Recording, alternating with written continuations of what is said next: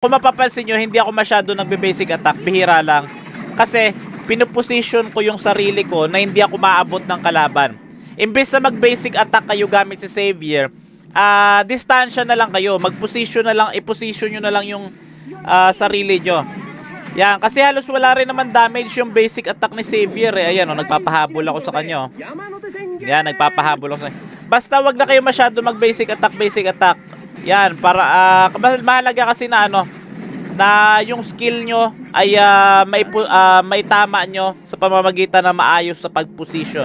Hello class, I'm Professor Joseph ML and Xavier Tutorials 2023 lang to. Hindi naman ako sobrang galing, hindi rin sobrang lakas mag-Xavier, pero ituturo ko sa inyo yung mga bagay na alam ko. At kung may mga pagkakamali at pagkukulang man ako dito sa video, pakilagay sa comment section at babasahin ko. Kasama ko nga pala dito si Daddy Ekner Kang at si Vanessa.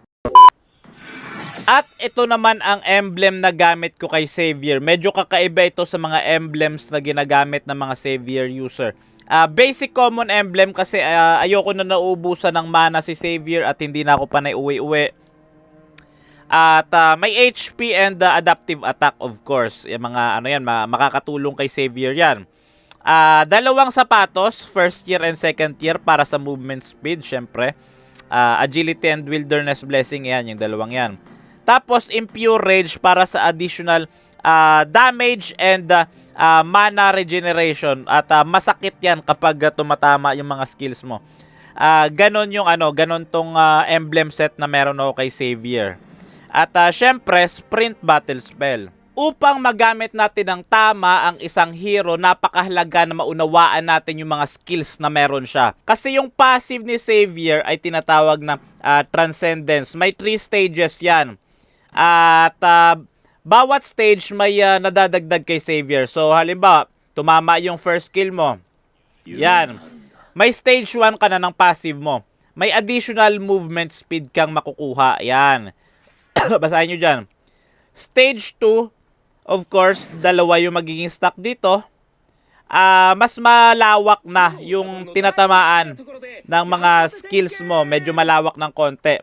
At kapag tumama yan ng pangatlong beses, nasa stage 3 ka na, kung saan, tingnan mo, kulay violet na yung mga skills ni Xavier dyan sa gilid, di ba?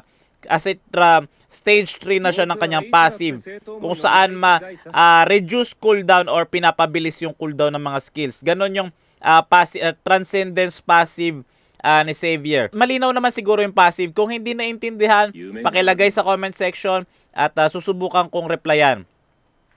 Ang first skill naman niya ganito, yan. Yan, parang nagbabato lang siya ng ng pshum, parang ganon.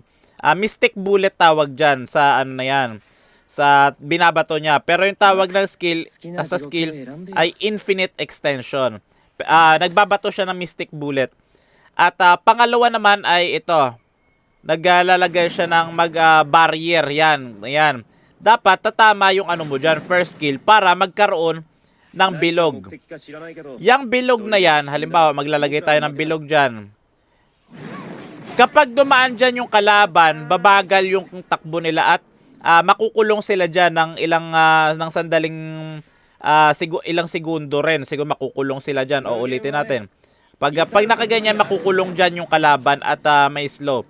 Pero kapag si Xavier at mga kakampi niya dadaan dyan sa barrier na yan, sa parang mystic field na yan, halimbawa, ito, sample. So, dadaan ako Tingnan mo, ang bilis si Xavier tumakbo pag nasa loob. Ganon rin yung mga kampi niya. At yung ultimate naman ni Xavier, kahit saan ka, pwede kang tamaan ito. Yan, parang laser lang siya. Yan, laser lang siya. Basta ganon, yung ultimate ni Xavier, laser lang siya. Kahit saan ka sa mapa, matatamaan ka ng ultimate ni Xavier na tinatawag na Dawning Light. So, ganito. If ever uunahin mo yung ultimate mo, automatic mapupunta ka sa stage 3 ng passive ni Xavier, okay? Yan, mas makapal na yung mga skills mo at lalo pa yung tatagal kapag may tinatamaan yung skill mo. Yan, halimbawa, yan, may tinatamaan. Lalong tatagal, may extend yan. Yan, tingnan nyo yung first skill ko. Yan, 'di ba? Tuloy-tuloy lang. Pero syempre, babalik rin yan sa kung saan siya talaga kasi syempre may bilang rin yan. Kung sakaling uunahin mo yung first skill ni Xavier kaysa sa second skill, dapat mabilis mong maibibitaw. Halimbawa, ganyan, no? Yan, magkakaroon ng bilog. Kasi kung sakaling mabagal, hindi magkakaroon ng bilog. Halimbawa, ganito. First skill, tapos medyo mabagal konti. Yan, nag-second skill ako. Wala siyang bilog. Pero kung halimbawa naman, uunahin mo yung second skill, okay lang kahit medyo matagal. Ito. Dito. Second skill unahin ko, medyo tatagalan ko ng konti, tapos tsaka ko pala ibabato. Magkakaroon pa rin ng bilog. Okay? Magkakaroon pa rin ng bilog. So, ganun kung first skill uunahin nyo, dapat mabilis kayo bumitaw ng second skill. Pero kung sakaling second skill unahin nyo, kahit magtambay pa yan dyan, pwede mo i-hold saglit, tsaka ka palang mag-first skill, okay lang.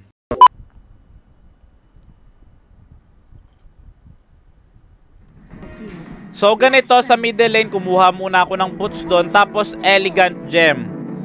Elegant Gem yung inuna ko. Priority ko yung Elegant Gem. At later on, bubuin ko rin kagad yung Clock of Destiny. Mahalaga na mauna yung buuin yung Clock of Destiny. Kasi kapag maaga nyo yung nabuo, mabilis mafu-full stack. Clear lang muna sa early game. So kapag mid lane na Savior kayo, clear lang muna. Wala pa naman tayong magagawa diyan. At ito tatandaan nyo. Kapag Savior gamit nyo, kayo, huwag kayo masyado mag-basic attack yan. Second skill, inuna ko first skill. At yun, nakulong sila doon. At ito, ini-spam ko yung first skill ko. Kasi kapag tumatama itong mga skills si Savior, ay bumibilis yung cooldown. Yan. Maganda kapag tumatama yung mga skills si Savior. Babalik ako sa middle lane kasi kinakailangan kong depensahan yung middle lane. Hindi pwedeng ibigay yan sa early game. Kapag early game, mid laner kayo, dapat makuha nyo lahat ng minions kasi hindi kayo magle-level 4 during turtle fight sa loob ng So ito, paputukan ko doon. Kapag gamit nyo si Savior, huwag kayo manghinayang na gamitin yung kanyang ultimate. Nyo lang, ibato-bato nyo kasi mabilis na namang cooldown yan kapag, lalong-lalo na kapag na-cooldown reduction build kayo. So yan, kapag tatlo na yung stacks ng aking passive, mas malaki, mas malawak yung saklaw ng aking mga ultimate at mga skills syempre. At mas masakit rin syempre. Yan, 'di ba? At Clock of Destiny kagad uunahin ko dahil nga may na tayo, dahil nga sa emblem set na meron tayo. Hindi na tayo kukuha ng mga mana regeneration items. Hindi na natin kailangan 'yon. Yan. Yung Phobius dito masyado makulit, patalon-talon. At yan, tingnan nyo mabuti yung gagawin natin dito. Takbo-takbo lang kasi wala pa naman tayo masyadong damage early game. Takbo-takbo lang. Yan. At papaputukan natin doon sa bottom lane. Ayan, may ganun lang kapag may Savior gamit nyo. Huwag kayong manghinayang gamitin yung ultimate nyo. Gamitin nyo ng gamitin as long as available. Pero minsan, tansyahin nyo rin. Yan, may assist tayo doon. Dahil tinamaan natin gamit yung ating ultimate. May assist tayo. At kapag maraming assist si Savior, mas mataas yung chance na siya yung mag-MVP. Yan, ginamit ko yung sprint ko panakbo kasi baka pwedeng maabot tayo. Kapag middle lane na Savior kayo, dapat likod-likod lang kayo. Huwag kayo masyadong huwag kayo masyadong lumapit sa kalaban. Kasi long range hero nyo Meron na ako ditong 4 na assist at kumuha ko dito ng tough boots kasi masakit yung magic damage ng kalaban. At ito, kung mapapansin nyo, hindi ako masyado nagbe-basic attack, bihira lang.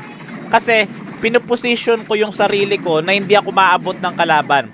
Imbes na mag-basic attack kayo gamit si Savior, distansya na lang kayo, mag-position na lang, i-position nyo na lang yung sarili nyo. Yan, kasi halos wala rin naman damage yung basic attack ni Savior Ayan, nagpapahabol ako sa kanya. Yan, nagpapahabol ako sa kanya. Basta wag na kayo masyado mag-basic attack. Yan, para mahalaga kasi na na yung skill nyo ay maitama nyo sa pamamagitan na maayos sa pag-position. Wag na kayo masyado mag-basic attack pag gamit nyo si Savior. Wala rin naman masyadong damage yan. Yan, natalian tayo dito ni Diggy. At dito makakalipad dito si Vanessa. At ang lakas talaga ni Vanessa, no? Killing spree na siya. At syempre, yung ating tank rin, hindi tayo makaka-preheat kung wala yung tulong ng ating tank. 'Di ba? Daddy Ignore 'yan. Yan, 'di ba? So, basag tayo tore kasi mahalaga na mabasag natin yung tore ng kalaban kasi yan yung nagsisilbing vision nila. Makokontrol natin yung mapa kapag nagbasag tayo ng tore. So, dito, yan. Mega kill na ako dito. Meron akong lightning truncheon at napakaganda ng lightning truncheon kay Xavier. Kaya dapat third item nyo yan, I mean second to third item, mga ganon, lightning truncheon. Ang next item ko ay fleeting time para mabilis yung pag fleeting time, mabilis yung cooldown ng iyong ultimate. Parang only ultimate ka na kapag may fleeting time ka as long as na nakaka-assist ka or nakakapitas ka ng kalaban, ganon. So papaputukan ko dun si Gusion. Yan. Nakuha namin yung Lord at syempre magiging advantage kami dahil meron kaming Lord. Tumatakbo yung Kagura pero wala na rin naman na siya magagawa. At mapipitas siya dito. Legendary na si Vanessa. Lakas si Vanessa. Yung Digi nabuhay na naman tapos mapipitas lang din naman. Yan. Yung Phobius dito makikipag 1v1 sa tatlo. Ayan o, pabira. Bagsak siya eh. Yan, bagsak siya syempre. Yung Gusion rin, bumagsak rin doon. At sasamantalahin namin. Lagi yung sasamantalahin yung pagkakataon kapag may Lord kayo tapos pitas yung kalaban, dapat ma-convert kayo into push. Ganon, wag nyong sasayangin yung Lord. Yan, pero syempre, yan, hindi tumatama yung mga skills ko dyan, ha. Pero monster kill na tayo dyan, syempre, yan. Monster kill na tayo dyan. May fleeting time na ako. At yan, papaputukan ko, yan, bang, pambihira. Atras-atras tayo konti kasi hindi tayo pwedeng maabot ng kalaban. Hindi tayo pwedeng maabot ng kalaban. Kapag mage kayo, sa likod lang kayo, backline kayo. Huwag kayo masyadong lumapit sa kalaban. Ingat kayo kapag mage kayo. Layo-layo lang syempre, yan. At yung Hellcard papasok, susubok dumipesa pero wala na rin naman magagawa yan. At dito, si Kagura susubok pa. Napitas doon si Vanessa. Napitas doon si Vanessa. Yan. Kukuha ko dito ngayon ng Genius Wand. Para ma-reduce yung kanilang magic defense, kumuha ko ng Genius Wand para manlambot sila, parang ganon. Yan. Mas madali yung second first. Yan. Spam nyo lang second first ng skills. Yan, double kill. Naka-triple kill na si Vanessa. Lakas talaga ni Vanessa. Naka-maniac pa. Pero syempre di nyo magagawa kung hindi malakas yung tank. Dapat pasalamatan natin yung tank, syempre. At panalo na yan. Wala na sila magagawa dyan. Ganun lang kasimple mag-ML, diba? Ganyan lang kasimple. Bagsak na naman doon si Vanessa. Syempre tatawanan natin yan. Masyado maasim eh. Yan. Yan, tapos ang laban. Syempre MVP tayo dyan. MVP tayo dyan. Tsaka win streak yan. Win streak na yan.